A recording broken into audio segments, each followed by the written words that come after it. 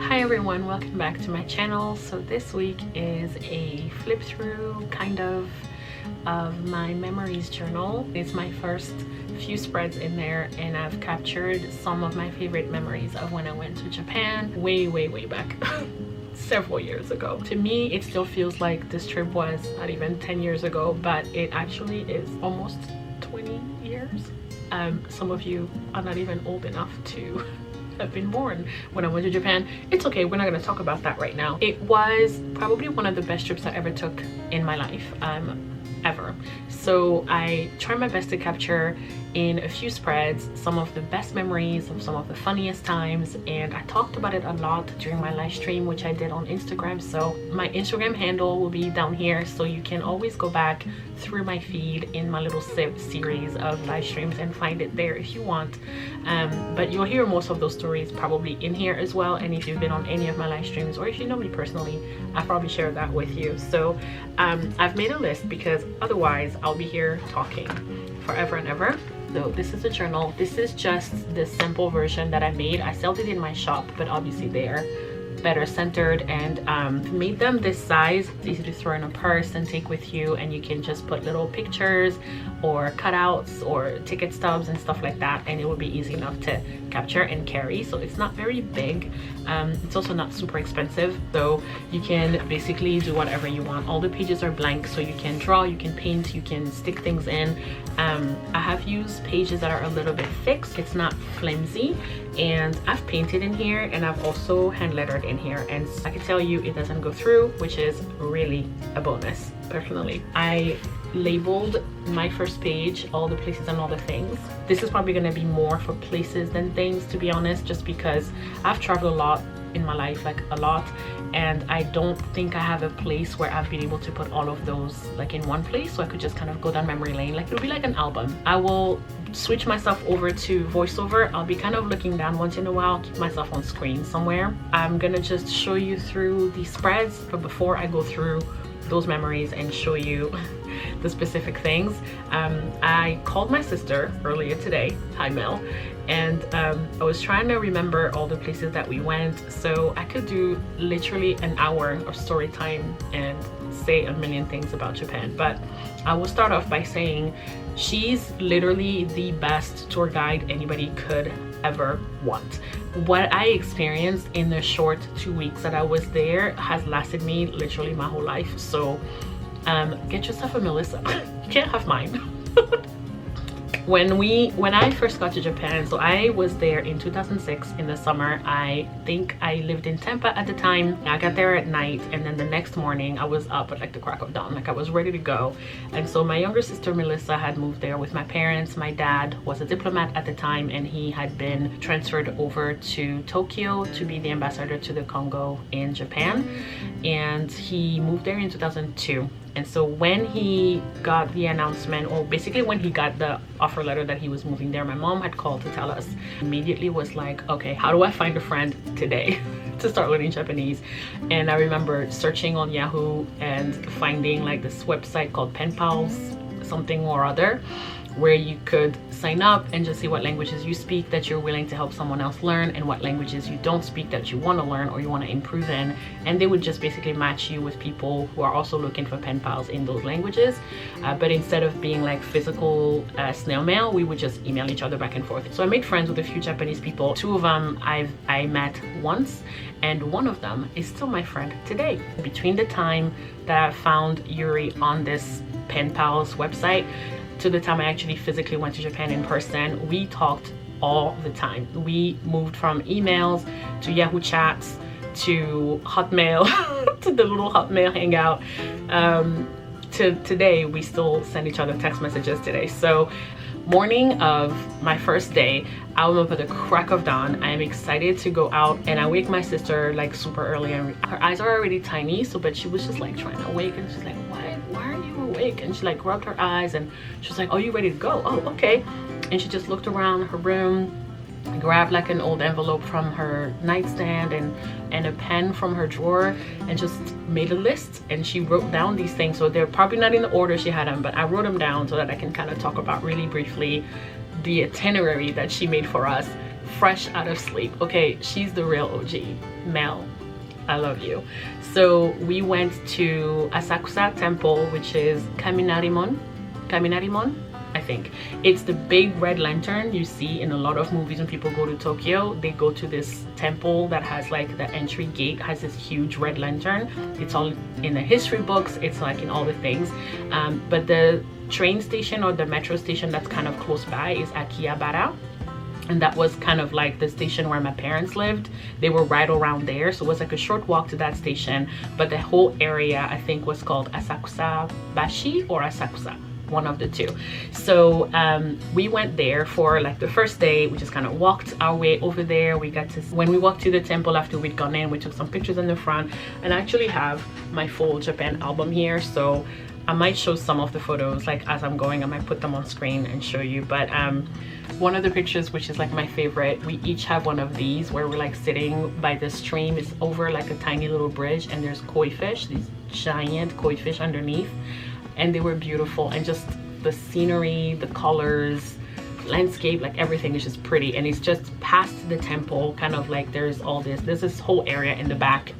So I sat there, she took a picture of me, and then we flipped, so I have a picture of her as well sitting at this same bridge.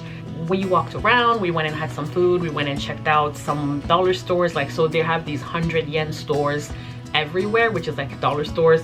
We went to Shibuya, which is like downtown Tokyo. Anyone who's ever seen a cartoon of any kind, like any anime that's set in Tokyo, has seen a picture or a video or an example of Shibuya. It is extremely packed. It is a massive crosswalk. Like, there's hundreds of people at once are crossing the street in every direction. There's no circle in the middle or anything. It's just this wide open space, and you can cross in all these different areas. And there was like a 3-story Starbucks. It's huge. It's just massive. We did some touring, we did some walking down the street. There's a kite that I was given just walking down the street. People are always handing you things like magazines and ads and fans, because it was summer. So a lot of those fans, kind of like the one I showed in my eHearts unboxing video that my friend made me, which was like this lucky cat with a handle. They give you those things on the street just walking around. I came home with 12 of those. It's like I had to go out of the house with a little bag, because everywhere I went, someone would give me something and I'm like, I want to keep it all, I want to keep it all. And she was like, you're gonna be tired, your suitcase will be full, because everyone will hand you something. I was there 14 days. I took about 100 pictures every single day. The day after that, we went to Roppongi. We did something, I can't remember what it was. Like, we were supposed to do something and then we missed it, and then we did something different. So I might get my days and my locations confused, but I think in Roppongi we went to like a high-rise building. You get like a view of all of the city, and it's just gorgeous. You get a view of all of Tokyo. We took a picture up there. They have like a nice keepsake that you can get, is you get a picture with the background of Tokyo at night. Really sweet. That was a fun day. The day after that, we went in Akihabara area to a massive store, which is literal heaven on earth, called Yodobashi. It was this incredible store that is 7-story high, and each story is like the width of a Walmart. Like, it never ended. It felt like it never ended. Whatever floor you were on, if you were on the electronics floor, for example, like on the 4th and 5th floor was all electronics, so that means there was a whole floor dedicated to film equipment, so cameras and video cameras and lenses and just anything photography and videography related, for miles. The next level was all household appliances, so just tech, a whole floor. And then I made the mistake of stopping by the art floor, which I know there's a store in Japan as well, which I didn't get to go to that time, but there's a store that's like a whole art supply store, and it's like multiple floors. I probably would still be in Japan now if I'd gone to that store. So we went to Yodobashi. That was really cool. Leaving from there, we stopped by La Vie de France. There was like a little bakery on the ground floor. Bought myself a chocolate croissant or some kind of croissant, something, and I kept the bag. So in the middle of me unboxing and unwrapping my things, you might see like this blue bag with like a French flag on it. You might be like, is this memories of France or is this memories of Japan? It is Japan, but I had some French snacks in Japan. Also, fun fact, a lot of times walking around and walking down the street, I would like, because I can read some of it I could read a little bit back then, way more than now, because I have not practiced in ages. But I'd be walking down the street and read something and be like, that's a French word, and she'd be like, yeah, I don't know what it is. The Japanese are like obsessed with the French. It's so funny. So you're like, oh yeah, the Japanese are obsessed with French culture. So there's like random things that sound French sometimes that don't really mean anything in French, but it's pronounced and spelled like a French word. Anyway, that was just a fun thing that I discovered while I was there. This girl can talk. So we also went out of the city in Kamakura. Kamakura is a more traditional town. It was about an hour outside of Tokyo. It's about an hour south. So we took a train over there and we spent the entire day there. It's at the beach. That was probably one of my favorite days. That is where there's the giant statue of Buddha, which is like 40 meters, 40 feet, I don't remember, 40 something tall. We got to walk around the town a little bit. I got to see people in traditional kimono dress and yukata dress. Yukatas are just the cotton version of the kimono, like not the super fancy one. They're more like your everyday kimono. This is like, I saved my ticket, so you'll see all of this in there, but this is like my ticket. I still have like a couple of maps from basically the whole area that we went. This, wherever we arrived, this was the map, and we got to go up and see everything. We walked into some of the shrines. I have some of the pictures. I don't know if I have a picture of myself here with the giant bamboo. Man, it was just really cool just walking around like the whole area and just hearing Japanese. I think it's just one thing when you're just in a new place and all you hear is a different language too. Like it does something to my heart. It's like, oh, I am really there. This isn't fake. I'm actually there. And being able to see things that I've only seen in like cartoon forms before or in movies. Like when I was little, my mom used to watch this series called Shogun. They've made a new one, by the way, which is incredible. I think it's won awards. I've just watched it. So good. So anyway, we didn't have a lot of money left. We got really hungry before it was time to get on our train to come home, and we found this little German place, and we basically pulled our money together and bought a plate of like meat and potatoes basically. So we had like potatoes and ham, and it was really good. It was very tasty. Then we walked on the beach for a little bit and I took a million pictures. And also on our way there, when we were at the train station, we were on the platform and then we hear these people speaking English. They're talking about looking for something and being excited to go someplace, and I think they were going where we were going. I look over and then I guess she heard me speaking in English or something. They were like, oh, you speak English? I was like, yes. And so I asked them where they're from. Guess where they're from? So at the time, I lived in Tampa, and they were like, we're from St. Petersburg. And St. Petersburg, St. Pete, is literally across the bay from Tampa. Tampa Bay, St. Pete. It's like a 20-minute drive. And I was like, oh, but of course. But of course, why would I not meet people from literally where I live all the way in Tokyo? Why not? Of course, not even Tokyo, outside of Tokyo. What are the odds, right? Okay, I have a picture with them because of course, right? I don't remember their names, but here is young Sandra and young Melissa with these total strangers who just so happen to be from down the street from me, from Tampa. Then I'd been there for a week and my parents took us out because obviously during the week my dad's working, my mom is kind of like doing all her wife of an ambassador tasks and stuff. I'm not really sure what she was doing. She's sewing clothes, she's meeting people, she's doing all kinds of things. So on Sunday was a family day. My dad took us to this really nice French restaurant called Au Bacchanal, and food was delicious because my dad grew up in France, so he likes the fancy. We had really good wine. The food was amazing, and one thing I remember that all the waiters spoke impeccable French. Impeccable. Their French is better than my French, and I went to French school.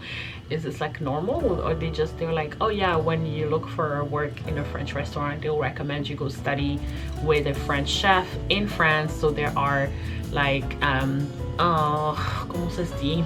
Internships. So you have like internships that you can do where you travel to France for a few months and you get to work under an actual French chef.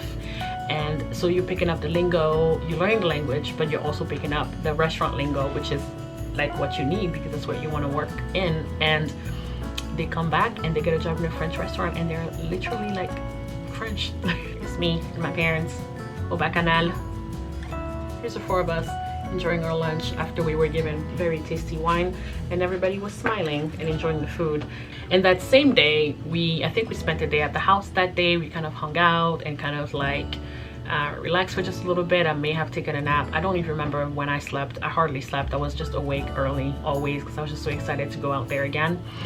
I think it's the day we came back from Kamakura. Actually, we came back and then changed and then went clubbing, because I have a picture of us coming back from the club late at night and we both look exhausted, like spent, and our faces are like So the following week we went to multiple places. So we went to Ginza one day, which is like the high-end stores like Prada, Yves Saint Laurent, all of those guys. We have pictures of us pretending to be filthy rich in front of some of those stores, mostly sweating because it was a very hot day. After we spent some time there, I think we went to another part of town, to like this huge area called Ueno, and it was a Ueno market. It's basically this giant strip of multiple markets, and that's where you kind of want to go and get all your souvenirs from. I mean, I bought a bunch of souvenirs from everywhere I went. I grabbed something, something small, couldn't afford a lot back then, but that day we went to Ueno market. It was brutally hot. Like, it was so hot we could barely walk. We were like, I think we need to go home and nap because I can't function. I'm so hot. I can't feel my legs. Not carrying anything, but I feel like my back is broken. We found a little stall somewhere that was selling ice cream, so we were like, quick, cool us down. We grabbed some ice cream and I was like, we need souvenirs from here. My batteries died on my camera, so we need to take pictures. So we go into this photo booth that's just down the side of the road, dig out for some coins. It's taking forever to take the pictures. It's working and then it's not working. Like, we're pushing the button, nothing's happening. We're in there like sweating. We feel like we're in a sauna, and eventually we start seeing the thing blink and we're like, oh, okay, it's working. So we try to be like make our poses. I wish I found those pictures. They're somewhere downstairs, but we take the pictures super quick and we're literally like, oh, can't breathe. That was the funniest day. The funniest day. So after that, I think we just went home and we needed a day to kind of sleep in and do nothing much. So the day after that, we planned another kind of out of the city trip, and my mom told me about this. So we went to a place called Hakone. It's right by a big lake, so it's further south from Tokyo, about southwest. We left the house early. We went into Shibuya. There was a place where we had to meet everybody to kind of like check in, to get on the tour bus. And then from the bus, basically our tickets included the ride from Tokyo, from Shibuya, your lunch. Does it include breakfast? I feel like it included breakfast as well. I think we had breakfast. We had like one stop at like a station to grab a snack, like a gas station type of place, a mini mart, and then we stopped somewhere for lunch. Then we get to go all the way to Hakone. Once we got to Hakone, it included a boat ride back on one of those pirate ships just on the lake to tour and visit, and then it brought us back to the other side, and we got back on the tour bus, and then the bus was gonna drive us to the station, to the bullet train station in Yokohama. And from Yokohama, it included our bullet train tickets back to Tokyo, and that was like I think it's like an hour drive, but it was maybe like a 20-minute, 30-minute, not even, on the train. It was very quick and it was really fun. So it's supposed to be like a Mount Fuji experience, but we never saw Mount Fuji because apparently in the summer with the heat, there's all the sulfur or whatever that comes up from the mountain, which makes it, first of all, smells like rotten egg. Not fun. But it makes the steam come up in the air so much that it makes it hard to see Mount Fuji from there. But we were able to go on those gondola rides. You know how like the ski lifts, normally when you're on that, you should be able to see Fuji like on a clear day. Sadly, we didn't, and we were like crying about it and saying refund the entire time as a joke, but we didn't actually see Fuji. But when we finally made it off the bus and we got to the place, it was like a nice hotel area where we could get our lunch. This was us just being really silly. We had a really good time. Food was delicious. People were really nice. Our tour guide was hilarious. He was a really funny guy. There was a photo of me pretending to be a pirate on the ship, and I don't know what I did with it. So we'll pretend like I didn't. On the way back, we saw some sumo wrestlers or trainees, I guess, at the train station. And then on the next day, we went to Kinshi Show, to the movie theater, which I think is also in Tokyo. That one is in Tokyo. We met with one of my sister's friends and we went to the movies together. I tried Japanese beer. I was completely baffled by the fact that there was an umbrella holder on the back of the movie theater seat. On one of the days, we went to visit some of my parents' friends, so we didn't go out every single day, but most days. Went to see some of my parents' friends for a dinner. Finally, my last couple of days, my friend Yuri that I talked about earlier, that used to be my pen pal and then became my friend, that I talked to literally all the time. And then when I told her I was coming to Japan, she said, oh my god, I have to meet you. Where in Japan? So I gave her the address and she said, I will meet you. I'm coming from Kanagawa, from, I think she was like coming from Kawasaki. I can't remember where she's from, either Kanagawa somewhere or Kawasaki. Either way, it was about an hour. So she shows up at my parents. She shows up at the embassy house. This is another like fun anecdote, I guess, but I feel like this video is already super long. I've been talking so long. As I said before, my dad's a diplomat, so he was the ambassador to the Congo in Japan. So if you don't know how this works, when you're an ambassador, you have been given like a special kind of permission to be there to kind of facilitate relationships between the two countries. And so you're kind of like the mouthpiece of your country for this country where you're living. So when you arrive, there's like a lot of times these ceremonies where you're meeting the leader of that location where you've been placed, and sometimes it's like this whole like very fancy affair. I've never been to one, but I've seen photos, because there are official photos when you're meeting like the president of that country, or you're meeting like the minister, the prime minister, or whoever. So my dad was part of this whole ceremony to meet I think it's either the empress, the emperor's daughter, I can't remember, but there are official photos of this. So my friend Yuri turned, she saw the picture on the wall, and all I heard was Japanese really fast after that. And then she's like doing this and backing away and backing away from back to the door, and she's like shaking her head. And I was like, what happened? What did I do? What's going on? And I'm asking, so Melissa comes running out the side, and she was like, she looks over, she's like, oh, what's going on? And she's pointing, and she's like, oh, she can't even point to the picture. She's literally just like, I can't even look, I can't, oh my gosh. She's like, I can't be in the same room as your parents. And I was like, what? I didn't know anything. I didn't understand what was going on. But apparently, like, the level of respect in Japan, like based on how honorable a person is and how not honorable, but your level versus their level, like there's certain things that you can't do. You can't just be in a presence, I guess. And so she was just like, oh, I can't, no. Your parents have, I'm sorry, your mom shook the hand of like the prince or whatever, the daughter of the emperor. She's like, I can't be here. I can't even look at your mom in the eye. It was, I've never experienced anything like that before in my life, but I just thought, like, this country is something else. Okay, this whole country is something else. Anyway, that was meeting Yuri. So we laughed about it. After she laughed when we left, when we were leaving, she was like, oh my god, if your mom came out when that was going on, I would have fainted. I literally would have fainted. I'm like, it's not that serious. She's like, no, it's very serious. It's very serious in Japan. It's very serious. I was like, okay, I won't laugh. I'm so sorry. Anyway, she took us to this place called Tokyo Dome City. I saved also like the whole guide map, so I put it under here. Okay, because there was so much to see and so much to do there. And so even just talking to Melissa on the phone earlier and going through the photos and showing her all the stuff that we did, all the places we were, it's like this massive fair. It has like food and rides and all these different things. At one point we went to one of the rides, which was called the haunted house, and if you guys remember the movie The Ring, it's based on that story, and it was creepy as heck. Okay, the whole thing was, in that little haunted house, was you arrived at the door and they hand you a comb. And she said, okay, so all the doors, you're going through this multiple, I think it's like 13 doors or something crazy. It's not a bunch of doors, and through this dark house. And every door is closed, like every door is locked, and there's like a head sticking out the wall like that, the head with the hair.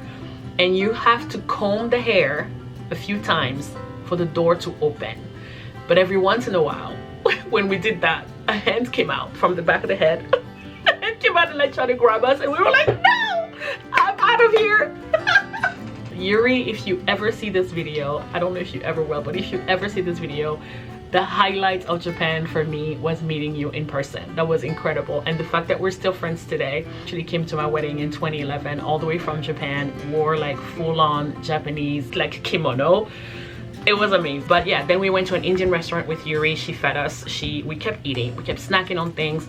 If you ever hear me say no food left behind, it comes from that day eating in that Indian restaurant. It was incredible. We ate everything. They kept bringing us naan and we were like, we can do this, we can eat this. We couldn't, we struggled, but we finished. Eventually we finished it all. We stayed until it was dark. That was my experience with that. And then on the very last day, we went to a place called Odaiba, not too far from where my parents lived. It was maybe like a 30-minute drive, but traffic was intense because there was a car show event that day. So they had like an indoor, almost Venice-like set with statues, even on the inside, like my parents, my sister and I. They had areas that looked like you were outside even though you were inside. Napoli, ti amo, like all kinds of, you know, graffiti on like fake garages, little cars. I got to meet this really nice couple, Yuri and Franck, a couple who's a Japanese woman and a French man. They're a really funny couple and I think they're still in Japan now. So if I ever go back to Japan, I would love to hang with them again. Maybe they'll show me some other parts that I've never been to. But this is everything that I got to see and experience and do, and obviously it's a lot, but there are like a million more memories that I didn't even get a chance to. I can't share them all. This is not even 10%. It's not even 10% of Japan, right? But it's already so much. So I think it's amazing that the world is the way that it is. Like, it has so much good and so much beauty, and it would be really sad. I think it would be really sad if I had the opportunity to go places and I never went, because right now I really want to go everywhere and I never get a chance to. I don't really get the opportunity to travel as much as I used to when I was younger. So hopefully traveling through my memories like this is enjoyable for you. It's definitely enjoyable for me. It's been very filling just to put these spreads together, and I've literally just put I can't even continue because I will fill this entire journal and it will be my Japan memories journal, because I can keep going. I just decorated it. Honestly, this is so easy to do. Like, you just put on a book or like an audiobook or like a Netflix movie or something or show, and then just sit there and collage. That's really all I did. I just collaged a bunch of things. I over stickered certain areas, but I don't really care. And it was just a lot of fun to go down memory lane and put these things together. So I sell these journals in my shop. Again, it's just blank sheets, and I would love to see what you create with them. If you've bought one from me and you haven't started it yet, please start. I'm thinking of doing a little series where I'm just kind of journaling that stuff. I've got things from Turkey. I probably have things from San Diego. Like, anytime I travel somewhere, I collect a bunch of random things. And I feel like it's so nice to be able to go back down memory lane and just remember those things. If you enjoyed this video, first of all, congratulations for making it through all of my yapping. That was a lot. But anyway, if you enjoyed this video and you'd love to see more of this specific series, let me know. And if you want to see more of my content and how all of this from that trip translated into this beautiful print, which I've turned into a poster for myself, come back and subscribe so you won't miss whatever I'm doing next. And I'll see you in my next video. Bye.